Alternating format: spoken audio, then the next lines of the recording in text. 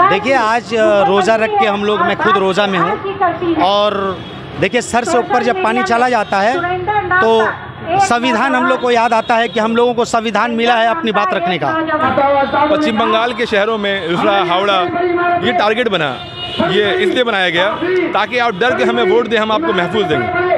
आप हमें महफूज मत कीजिए।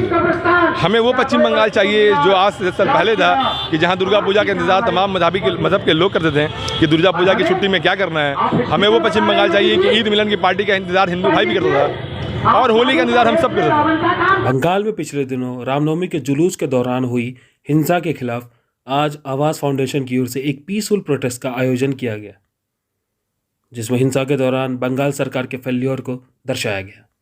इस मौके पर फैसल खान, इम्तियाज़ खान, सकलैन व अन्य लोग मौजूद थे। इस दौरान सबने कहा कि हिंसा इसलिए हुई क्योंकि प्रशासन सतर्क नहीं थी। देखिए आज रोज़ा रख के हम लोग, मैं खुद रोज़ा में हूँ, और देखिए सर से ऊपर जब पानी चला जाता है तो संविधान हम लोग को याद आता है कि हम लोगों को संविधान मिला है अपनी बात रखने का। तो रमज़ान के महीना में रोज़ा चल रहा है, नमाज चल रहा है, तरावी चल रहा है, फिर भी हम लोग आके यहाँ पे अपने जनता को, देश के धरोहर को बचाने के लिए, गरीब जनता के ऊपर जुल्म हो रहा है उसको बचाने के लिए हिंदू मुस्लिम दरार किया जा रहा है, दो टुकड़ा किया जा रहा है। हिंदू मुस्लिम दो टुकड़ा का मतलब संविधान का दो टुकड़ा किया जा रहा है। मैं तो ये मानता हूँ क्योंकि संविधान जब कहा ही नहीं दंगा को, संविधान जब इजाज़त ही नहीं है दंगा को, तो कोई ये दंगा क्यों करवाया जा रहा है? मतलब सेंट्रल में राज करो बीजेपी और बंगाल में राज करो टीएमसी, यही तो सियासत चल रही है बंगाल में। पीसफुल प्रोटेस्ट के दौरान आप सरकार पे बहुत हमलावर हैं। हमलावर नहीं, सवाल है, क्वेश्चन है। यही तो गलतफहमी है। आप जैसे मीडिया को समझने की कोशिश कीजिए। जनता डरी हुई, सहमी हुई, चाहे वे हिंदू हो चाहे मुसलमान हो, जनता डर गई है। जनता क्वेश्चन करे तो किससे करे? क्योंकि उनको डर है कि अगर हम कुछ बोलने जाएंगे तो प्रशासन के जरिए उनको थाना उठा के बंद कर दिया जाएगा, उनके बोलने के लिए कोई लोग नहीं रहेंगे। हम जैसे लोग, क्योंकि संविधान पता है, हमारा राइट, हमारा हक मुझे पता है, इसलिए हम पाक सर्कस के चौराहे पे ज़रूरत पड़ा तो बंगाल के हर कोने पे ज़रूरत पड़ा तो सरकार के, बंगाल के सरकार के खिलाफ सिर्फ नहीं, हिंदुस्तान के वज़ीर आला नरेंद्र मोदी के खिलाफ भी हम लोग बोल रहे हैं, बोलेंगे। आरएसएस को ममता बनर्जी ला करके परेड करा दी आप यहाँ बंगाल में, मोदी को विपक्ष बना के बैठा दी बीजेपी को। बीजेपी में गुंडे, बीजेपी में आतंकवाद जैसे टीएमसी नेता दंगाई को लालच भर रहे हैं, तो बंगाल की फिजा बिगड़ेगा नहीं तो बनेगा कैसे? ये मुख्यमंत्री ममता बनर्जी से मेरा सवाल है। और सबसे बड़ा सवाल ये है कि जब अफ्तारी पार्टी होती है तो बड़े बड़े नेता टोपी लगा करके पाक सर्कस मैदान में आप आ जाते हैं। गरीब के ऊपर जुल्म हुआ, घर लूटा, लोग मारे गए, पूछा नहीं जा रहा कि वो 2 वक्त का खा पाए कि नहीं पाए। किसका घर जला? क्या हिंदू का जला, क्या मुसलमान का जला? जितना सारा नुकसान जितना हुआ फल मंडी का, ना गरीब मुसलमान हिंदू दोनों का डाला लगा हुआ था, दोनों का नुकसान हुआ। कोई पूछा है क्या कि वो कितने तकलीफ में है, कितना दर्द है? आप तो टोपी लगा के, बड़े बड़े दुपट्टा पहन करके, दीदी को बुला करके, भीड़ लगा करके, हाथ उठा करके दिखावा के लिए आप रोज़ा रखते हैं। शर्म करो, ऐसा रोज़ा ना रख करके आप ये रोज़ा जो खोलते हैं उस गरीब के साथ खोलो जिसका घर जला, जिसका दुकान लूटा, जिसका मकान बर्बाद हुआ, जिसका आत्मा रो रहा है, जिसका ज़िंदगी बर्बाद हो रहा है। ईद का समय था, पूजा का समय आने वाला है, वो बच्चे का पढ़ाई के लिए पैसा इंतज़ाम कर रहे थे, वो गरीब के लड़की का शादी का इंतज़ाम कर रहे थे, लूटा बर्बाद हुआ। मगर कोई भी नहीं पूछ रहा है कि आप चैन से हैं, सुकून से हैं, आप कैसे हैं। यहाँ पे मोदी साहब खुश हैं, दीदी साहब खुश हैं, डेवलपमेंट की कोई बात नहीं होगी, एजुकेशन की कोई बात नहीं होगी, आप नौकरी की कोई बात नहीं होगी। डीए का आंदोलन एक नहीं 100 साल चलेगा, कोई मंत्री नहीं जाएगा। मगर यहाँ पे ममता बनर्जी को दावत देके हज़ारों मंत्री, हज़ारों काउंसिलर, हज़ारों एमपी आके शर्म बेशर्म की तरह बैठ जाएंगे और रोजा खोलेंगे। कौन सा इस्लाम और कौन सा धर्म कहता है कि गरीब को सता करके, गरीब का नुकसान करके, गरीब का डीए जैसे आंदोलन, जिस तरह से पारा टीचर गांधी स्टैचू में आज 2 साल से ऊपर हो गया, कोई पूछने वाला नहीं, उससे दर्द पूछा है, वो हम लोगों को फोन करके रोते हैं, बोलते हैं कि हमें कोई पूछने वाला नहीं, हमारा दर्द जानने वाला कोई नहीं। सवाल कौन पूछेगा?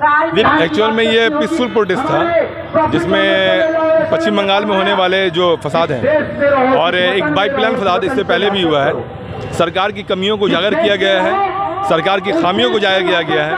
क्योंकि सवाल तो हम सरकार से करेंगे जो मौजूदा सरकार मौजूद है कुर्सी पे, टेबल पे, तो क्वेश्चन मार्क कहीं ना कहीं वहाँ आता है। सागर दी के इलेक्शन के बाद सरकार को इस बात का कहीं ना कहीं अंदेशा है कि मेरा वोट बैंक खत्म हो रहा है। उस वोट बैंक को पोलराइज करने के लिए जिस तरह यूपी, उत्तर प्रदेश और बिहार में दंगा कराया जाता है प्लानिंग करके और एक मजहबी लोगों का घर तोड़ा जाता है, जस्ट उसी की तरह, उसी के तर्ज में पश्चिम बंगाल के शहरों में रिसरा, हावड़ा ये टारगेट बना। ये इसलिए बनाया गया ताकि आप डर के हमें वोट दें, हम आपको महफूज देंगे। आप हमें महफूज मत कीजिए। हमें वो पश्चिम बंगाल चाहिए जो आज से 10 साल पहले था कि जहाँ दुर्गा पूजा का इंतजार तमाम मज़हब के लोग करते थे कि दुर्गा पूजा की छुट्टी में क्या करना है। हमें वो पश्चिम बंगाल चाहिए कि ईद मिलन की पार्टी का इंतजार हिंदू भाई भी करता था और होली का इंतजार हम सब करते थे। फेस्टिवल मतलब फेस्टिवल, लेकिन फेस्टिवल मतलब दंगे का त्यौहार कर दिया आपने। ये 2 डिफरेंसेस कर दिया पश्चिम बंगाल के अंदर। और डिफरेंस को ख़त्म करने के लिए सरकार को चुनौती हम लोगों ने दिया कि अगर ऐसा नहीं हुआ तो हम इस तरह अपने बात को आपके माध्यम से, आवाम के माध्यम से बीच में जाकर रखेंगे कि कहीं भी दंगा हो, चाहे हिंदुस्तान के जिस गोशे में हो, वो सरकार के ऑब्जर्वेशन में हो रहा है, सरकार के सिस्टम में हो रहा है, सरकार के देख रेख में हो रहा है। सरकार वहाँ कैमरा इंस्टॉल क्यों नहीं करती? जब अगले साल शिवपुर में हुआ था मामला, और जो लोगों के फुटेज आया है उन लोगों को अब तक गिरफ्तार क्यों नहीं किया गया? गिरफ्तार कर लिया गया है तो उन पर कौन सा सेक्शन लगाया गया और किस बेसिस पर उनको अरेस्ट किया गया? क्या उनकी जमानत हुआ बहुत मुश्किल होगी? ऐसा कुछ नहीं, उनको जमानत दे दिया जाएगा, बाद में दंगा को भुला दिया जाएगा। और जो लोगों ने परमिशन लिया था रैली का और जिन्होंने रूल गवर्नमेंट के मुताबिक रूल तोड़कर रूट के मुताबिक आप नहीं गए, तो उन लोगों को क्या, जो परमिशन लेने वाले लीडरों को अब अंदर करेंगे? उन लीडरों को हमने देखा जो दंगे उस लड़ाई में थे, वो लीडर सेकेंड डे, कल की बात है कि वो लोग हनुमान रैली में निकल रहे हैं। तो सरकार मतलब आपको छूट दे रही है कि आप बाहर से आप दिखा रहे कि मुंगेर से एक बंदा अरेस्ट हुआ, बाहर से आप दंगा कराओ, फिर दूसरा रैली के लिए आप तैयार हो जाओ। सरकार आपको अरेस्ट नहीं कर रही है, ना सख्त कानून कर रही है। उत्तर प्रदेश में अगर एक ईंटा गिर जाए, कोई गाली दे, तलवार देखिए, बम फेंके, कोई बात नहीं, एक ईंटा अगर मस्जिद या मुस्लिम में कर दी जाए तो घर को तोड़ दिया जाए। ये पूरी दुनिया देख रही है। आज OIC ने भी इस पर ये संज्ञान लिया है और गवर्नमेंट पूरी बुकलाई हुई है कि ऐसा क्यों किया। लेकिन ये दुनिया के फेसबुक के जरिए लोग देख रहे हैं किस तरह हिंदुस्तान के अलग अलग इलाकों में किस तरह लोगों पे जुल्म हो रहा है और दंगे के नाम पर, मजहबी मामलात पर वोट को बंटवारा करके लोगों में आपस में नफरत का बीज बोया जा रहा है ताकि 2 पार्टी हुकूमत कर सके, एक सेंटर में, एक स्टेट में। अमित शाह ने कहा कि गंगाजल को उल्टा लटका देंगे। बिहार के एक रैली में उन्होंने कहा बिहार में भी ये भाषा एक रक्षा मंत्री जो हमारे मिनिस्टर साहब, होम मिनिस्टर की जुबान से अच्छा लगता है। दंगा हो रहा क्यों, इस पे सवाल किया और किसको उल्टा लटकाएंगे?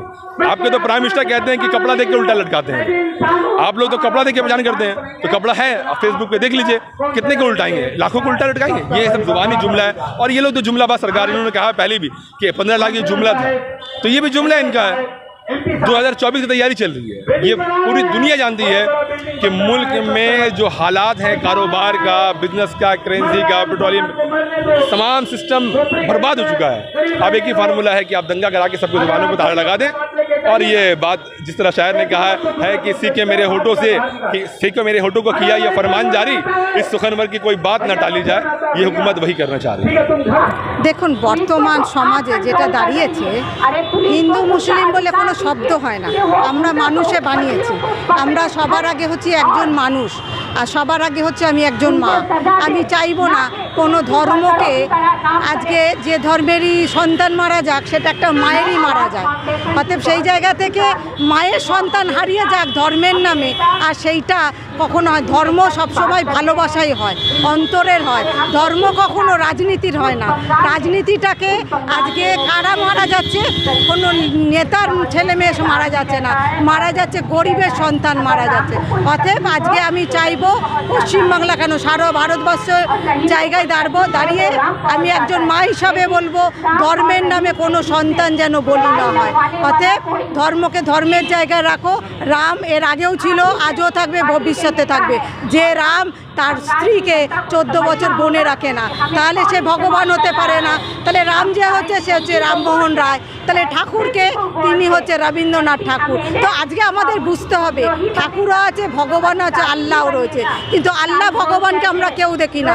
তাহলে আজকে সেখানে রামনবমীতে যে আজকে র্যালিটা হচ্ছে সেটা একটা পলিটিক্যাল র্যালি।